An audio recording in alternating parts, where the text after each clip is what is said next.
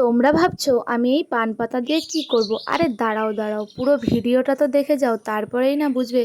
আরে গাইস, আমার ফাইনালি বিয়ে ঠিক হয়ে গেল, আর আমার পান পাতা দিয়ে আমি নিজেই ডিজাইন করতে বসে পড়লাম।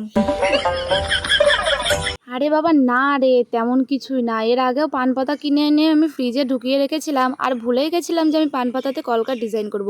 তাই কালকে আমি বান্ধবী সবাই মিলে ঘুরতে গিয়ে, আগে যে স্যারের ব্যাচে পড়তাম ওই স্যারের বাড়িতে অনেক পান গাছ ছিল।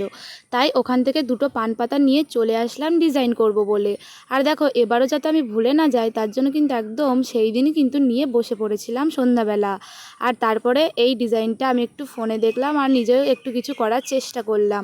তো যাই হোক, এই ডিজাইনটা আমি করলাম, তোমাদের কেমন লেগেছে অবশ্যই কমেন্ট বক্সে জানাতে ভুলো না।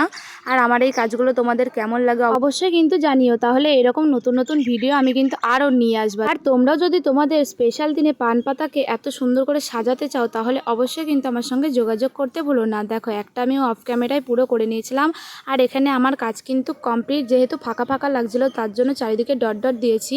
ভিডিওটি ভালো লাগলে অবশ্যই লাইক কমেন্ট শেয়ার করে পাশে থেকো।